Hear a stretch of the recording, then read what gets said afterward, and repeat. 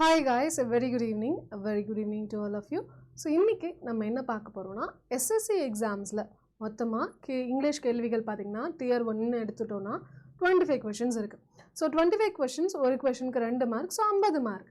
அப்போ இந்த 50 மார்க் அதாவது நம்மளுடைய கட் ஆஃப் பாத்தீங்கன்னா 170 கிட்ட இருக்கா, 150க்கு மேல போகுது சரிங்களா? நான் 150 கூட இல்ல 72 கிட்ட இருந்துச்சாப்பா.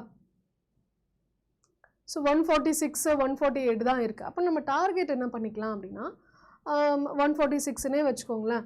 இப்போது அதில் வந்து 90க்கு மேலே இங்கிலீஷ் ஆப்டி, ரீசனிங், ஜிஎஸ் இது மூணுமே சேர்த்து 90க்கு மேலே வாங்கினா போதும். ஏன்னா இங்கிலீஷில் மட்டும் 50க்கு 50மே வாங்கிட்டோன்னு வச்சுக்கோங்களேன். 50க்கு 50மே நம்ம என்னது இங்கிலீஷில் வாங்கிட்டோம் அப்படின்னா அப்போ மீதி 100 மார்க்ஸ் தான். ஓகேங்களா? 150ல் 100 மார்க்ஸ் ஸ்கோர் பண்ணால் போதும் உங்களுக்கு, அப்படி தானே? ஸோ இந்த ஒரு அப்ரோச்சோட நம்ம வந்து இங்கிலீஷ் எப்படி கவர் பண்ணுறது, இங்கிலீஷ் எப்படி 50க்கு 50மே வாங்குறது அப்படின்றத நம்ம இதில் பார்க்கலாம் சரிங்களா? ஓகே. ஸோ நிறைய ஸ்டூடெண்ட்ஸ் என்ன சொல்லுவாங்கன்னா, மேம் இங்கிலீஷ் வந்து எதிர்பார்த்த மாதிரி கேள்விகள் வரவே மாட்டேங்குது. ஓகேங்களா? அதே மாதிரி என்னென்னா கட் ஆஃப் வந்து ரொம்ப அதிகமாக இருக்குது, அல்லது எரர் ஸ்பாட்டிங்கில் தான் மேம் எனக்கு மார்க்கே போகுது. ஓகேங்களா? எனக்கு வந்து ரீடிங் காம்ப்ரிஹென்ஷன் tier 2ல் தான் ரீடிங் காம்ப்ரிஹென்ஷன்லாம் படிக்கிறதுக்கு டைமே இருக்க மாட்டேங்குது அப்படின்னு சொல்லி நிறைய பேர் சொல்லுவாங்க. பட் உண்மையை சொல்ல போனோன்னா 50க்கு மேலே வாங்குறது, 50க்கு மேலே இல்லை 50 மார்க் வாங்குறது அப்படின்றது லக்கு கிடையாது சரிங்களா? லக் மட்டும் கிடையாது, அது ஒரு ஸ்ட்ராட்டஜி தான். அப்போ அந்த ஸ்ட்ராட்டஜியை எப்படி ஃபாலோ பண்ணுறது, ஸோ எப்படி வந்து 50 மார்க் வாங்குறது அப்படின்னு பார்த்தீங்க அப்படின்னா வீக் கிராமர் ஃபவுண்டேஷன் சரிங்களா? ஸோ 50 மார்க் வாங்குறதுக்கு எந்த விஷயங்கள் தடையாக இருக்குன்னா கிராமருடைய பேசிக்ஸில் வீக்காக இருக்கிறது சரிங்களா? பிவைக்யூ அனாலிசிஸை திரும்பி கூட பார்க்காம இருக்கிறது சரிங்களா? மார்க் டெஸ்ட்டு ஒழுங்காக ப்ராக்டிஸ் பண்ணாமல் இருக்கிறது, டைம் மேனேஜ்மெண்ட் சுத்தமாக இல்லை. இங்கிலீஷ்லாம் பார்த்தீங்கன்னா 4 to 6 minutes தான் எடுத்துக்கணும். 4லேருந்து 6 நிமிஷத்துக்குள்ளே 25 கொஷனையும் போட்டுடணும். அவ்வளோ ப்ராக்டிஸ் பண்ணணும். அப்போது நீங்கள் வந்து 15 நிமிஷம் 20 நிமிஷம் இங்கிலீஷ்க்கு மட்டும் எடுக்கிறீங்க அப்படின்னா டைம் மேனேஜ்மெண்ட்டு இல்லைன்னு அர்த்தம். ஸோ ஒழுங்காக மேனேஜ் பண்ணணும் சரிங்களா?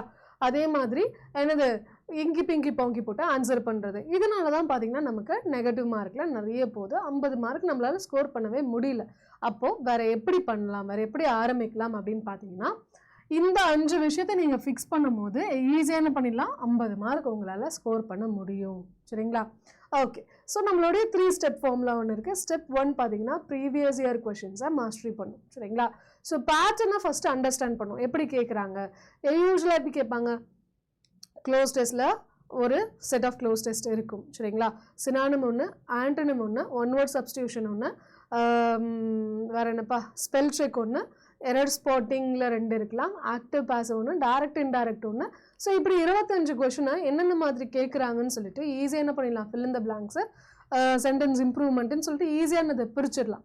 அப்போ அதுக்கேற்ற மாதிரி நம்ம என்ன பண்ணணும், ப்ரீவியஸ் இயர் கொஷின்ஸாக அண்டர்ஸ்டாண்ட் பண்ணாதான் என்னென்ன மாதிரியான கேள்விகள் கேட்குறாங்கன்ற ஒரு புரிதல் இருக்கும்.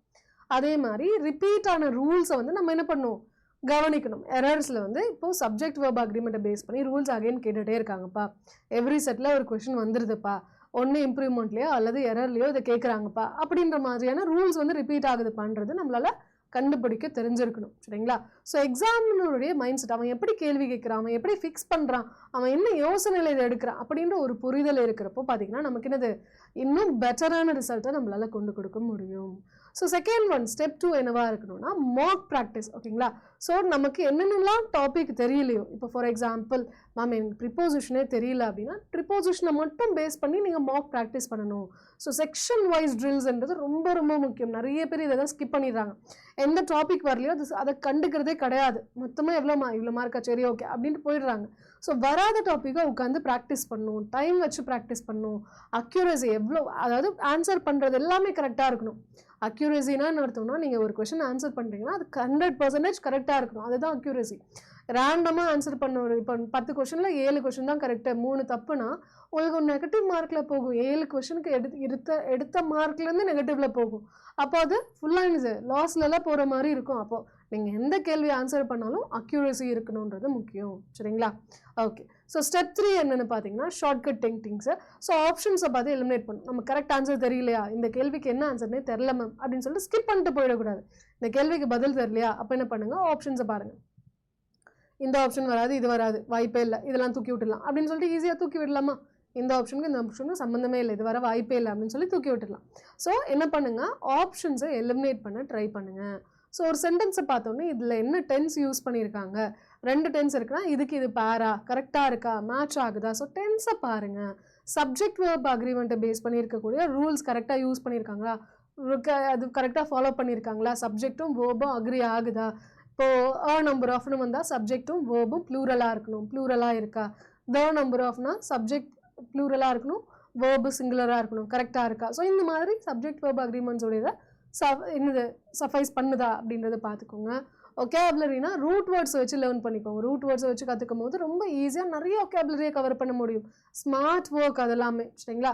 ஸோ இந்த மாதிரிலாம் நம்ம ஸ்டெப் 3ல் நம்ம வந்து என்னது அப்ளை பண்ணும்போது இன்னும் பெஸ்ட்டான ரிசல்ட்டை நம்மளால் கொடுக்க முடியும், சரிங்களா? ஓகே, ப்ரீவைக்யூவை ஏன் பார்க்கணும் அப்படின்னு பார்த்தீங்கன்னா, இப்போ 10 கொஷின் கேட்குறாங்கன்னா அதில் 6 கொஷின் வந்து முன்னாடி கேட்ட விதமாக அதே மாதிரி தான் கேட்பாங்க, அதே சாயலில் தான் கேட்பாங்க. அதனால ப்ரீவியஸ் இயர் கொஷினை பாருங்கன்ற.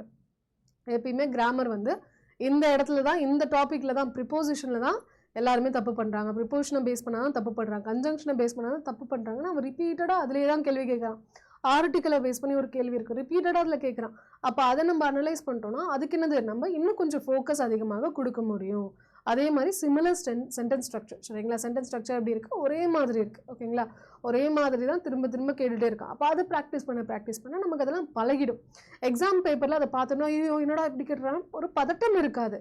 ஓகே, இது நம்ம பார்த்தது தான், நமக்கு தெரிஞ்சது தான் அப்படின்ற ஒரு தைரியம் வரும். அதுக்காக தான் ப்ரீவியஸ் இயர் கொஷின்ஸை பாருங்கள் அப்படின்னு சொல்கிறேன், சரிங்களா? கான்ஃபிடென்ஸ்ன்றது சும்மா சாதாரண விஷயம் கிடையாது, அதெல்லாம் பார்த்துக்கலாம் போ அப்படின்னு சொல்கிற விஷயம் கிடையாது. தைரியம் இருந்தால் தான் கரெக்டான ஆன்சராக இருந்தாலும் கிளிக் பண்ணுறதுக்கு தைரியம் வரும். தைரியம் இல்லைனா ஐயோ ஒருவேளை தப்பாக பண்ணிட்டா என்ன பண்ணுறது, நெகட்டிவில் போயிட்டா என்ன பண்ணுறது, அது பண்ண அப்படின்ற ஒரு பதட்டம் இருந்துகிட்டே இருக்கும். அப்போ confidence plays a very vital role, சரிங்களா? Okay, so mark test strategy. Mark test போட்டேன் மேம், இவ்வளோ மார்க் மேம், இவ்வளோ கரெக்டு, இவ்வளோ தப்பு, இவ்வளோ அட்டெண்டே பண்ணல அப்படின்னு சொல்லிட்டு போயிடக்கூடாது.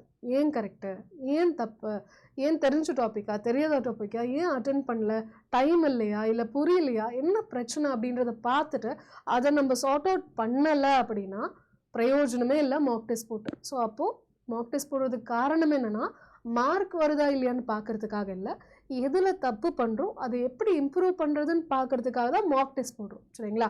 அப்போ அந்த ஒரு ஆக்ஷனை நீங்கள் பண்ணாமல் வெறும் டெஸ்ட் போட்டு பிரயோஜனம் இருக்கா? இல்லவே இல்லை. அப்போ அது கொஞ்சம் இம்பார்ட்டன்ஸ் கொடுங்க, சரிங்களா?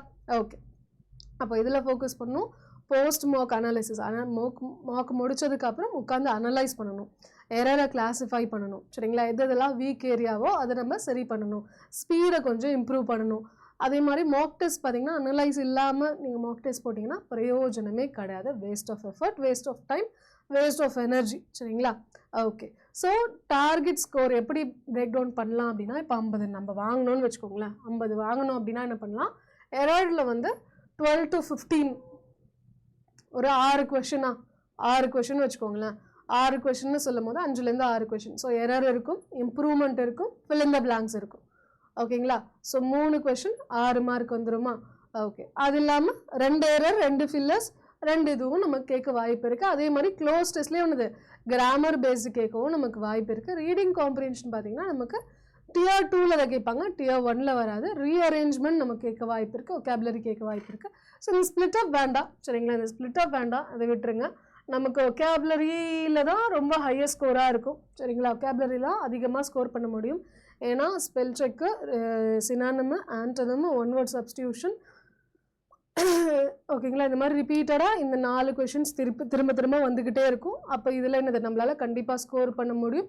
ஆக்டிவ் பாசிவ், டைரக்ட் இன்டைரக்ட், இதில் 4 கொஷின் 4 மார்க்கு, இதில் 8 மார்க்கு 12 மார்க்கு. ஸோ இப்படி ஆட் பண்ணி வரும்போது பார்த்திங்கன்னா நமக்கு என்னது 50 மார்க் வந்துடும். ஸோ நீங்கள் ப்ராக்டிஸ் பண்ணுங்கள், எவ்வளோக்கு எவ்வளோ ப்ராக்டிஸ் பண்ணுறீங்களோ அவ்வளோக்கு எவ்வளோ இது நல்லது. ஸோ என்ன கெயின் பண்ணுவீங்க அப்படின்னா, கிராமர் கன்சிஸ்டண்ட்டாக உட்காந்து எஃபோர்ட் பண்ணும்போது கிராமர் பேசிக் வந்து உங்களுக்கு என்னது ஸ்ட்ராங் ஆகிடும், சரிங்களா? கிராமர் பேசிக்ஸ் வந்து ஸ்ட்ராங் பண்ணிக்கலாம், வேகமாக சால்வ் பண்ண கற்றுக்கலாம், போட்டது எல்லாமே 100% கரெக்டாக இருக்கிற மாதிரி அக்யூரேசியாக நம்ம மெயின்டைன் பண்ணலாம். இங்கிலீஷில் ஒரு தைரியம் தானாகவே வந்துடும், சரிங்களா? ஸோ யார் எல்லாமே நம்மளுடைய இந்த ஈஸி இங்கிலீஷ் பேட்ச் அப்படின்ற ஒரு புதிய பேட்ச் நம்ம ஆரம்பிக்க போகிறோம், 5ஆம் தேதி ஆரம்பிக்க போகிறோம், சரிங்களா? ஸோ இந்த பேட்ச் யார் யாரெல்லாம் ஜாயின் பண்ணணும் அப்படின்னா, மேம் ஒரு இங்கிலீஷில் வந்து 50க்கு 25 to 35 மார்க்ஸ் எடுத்துடுறேன் மேம். ஆனால் அதுக்கு மேலே என்னால் ஸ்கோர் பண்ண முடியல. இல்லை இங்கிலீஷ் பார்த்தாலே எனக்கு பயமாக இருக்குது. எனக்கு ரிப்பீட்டடாக கிராமரில் மட்டும் தப்பு வந்துக்கிட்டே இருக்குது. நான் வந்து சிஜிஎல்லோ அல்லது பேங்க் எக்ஸாமோ அல்லது குரூப் 2க்கோ நான் ப்ரிப்ரேஷன் பண்ணிக்கிட்டு இருக்கேன். ஆனால் என்னால் நான் எதிர்பார்த்த அளவுக்கு ஸ்கோர் பண்ண முடியல அப்படின்னு நினைக்கிறவங்க எல்லாருமே என்ன பண்ணலாம், நம்மளுடைய இந்த ஈஸி இங்கிலீஷ் பேட்சை ஜாயின் பண்ணிக்கலாம். சரிங்களா? ஓகே. ஸோ இங்கிலீஷ் அப்படின்றது ஸ்கோர் பண்ணக்கூடிய ஒரு விஷயம்தான், ப்ரெடிக்ட் பண்ணக்கூடிய ஒரு விஷயம்தான். இங்கிலீஷை நம்மளால் கண்ட்ரோல் பண்ண முடியும். அதை பார்த்து பயந்து போகணுன்ற அவசியம் கிடையாது. சரிங்களா? ஸோ ப்ரீவியஸ் இயர் கொஷின்ஸை வச்சு, மாக் டெஸ்ட்டை வச்சு, ஷார்ட்கட் ட்ரிக்ஸை வச்சு நம்மளால் என்ன பண்ண முடியும், டார்கெட்டு இங்கிலீஷ்க்கு 50க்கு 50 வாங்குறதுன்றது சாத்தியம்தான், நம்மளால் வாங்க முடியும். சரிங்களா? ஸோ இதை அச்சீவ் பண்ணணும்னு நினைக்கிறவங்களுக்கு ஈஸி இங்கிலீஷ் அப்படின்ற ஒரு பேட்ச் நம்ம என்னது மார்ச் 5ஆம் தேதி ஆரம்பிக்க போகிறோம். சரிங்களா? கரெக்டாக மதியானம் 11 மணிலேருந்து 12 மணி வரைக்கும் இருக்கும். ஸோ இதில் என்ன ஒரு ப்ளஸ் பாயிண்ட் அப்படின்னா 35 ஹார்ஸ் ப்ளஸ் நமக்கு லைவ் கிளாஸஸ் இருக்கும். ஓகேங்களா? லைவ் கிளாஸஸ் பார்த்திங்கன்னா 35 மணி நேரத்துக்கு மேலே இருக்கும்.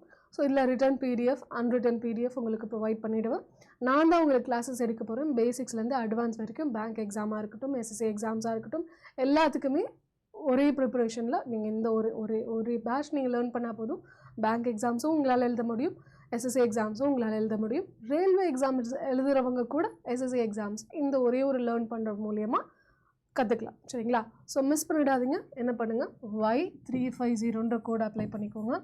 ஸோ நமக்கு இப்போ ஹோலி ஆஃபர்ஸ் போயிட்டுருக்கு. சரிங்களா? ஹோலினால் பார்த்தீங்க அப்படின்னா ஃப்ளாட் 22% ஆஃபரில் போயிட்டுருக்கு. ஸோ நீங்கள் என்ன பண்ணிக்கலாம், 779 ருபீஸ்க்கு என்ன பண்ணிக்கலாம், நீங்கள் கிளாஸஸை லைவ் ப்ளஸ் ரெக்கார்டடாக ஜாயின் பண்ணிக்கலாம். மிஸ் பண்ணிடாதீங்க. சரிங்களா? செஷன் யாரெல்லாம் இன்னும் லைக் போடலையோ மறக்காமல் லைக் போட்டுருங்கப்பா. அண்ட் இதே மாதிரி செஷன்ஸ் ரெகுலராக வரணும்னு நினச்சிங்கன்னா நம்ம சேனலில் சப்ஸ்கிரைப் பண்ணவும் மறந்துடாதீங்க. கண்டிப்பாக சப்ஸ்கிரைப் பண்ணிவிடுங்க. சரிங்களா? ஓகேப்பா. Thank you guys. Thank you so much. நாளைக்கு அடுத்த ஒரு செஷனில் பார்க்கலாம். தேங்க்யூ. பாய்.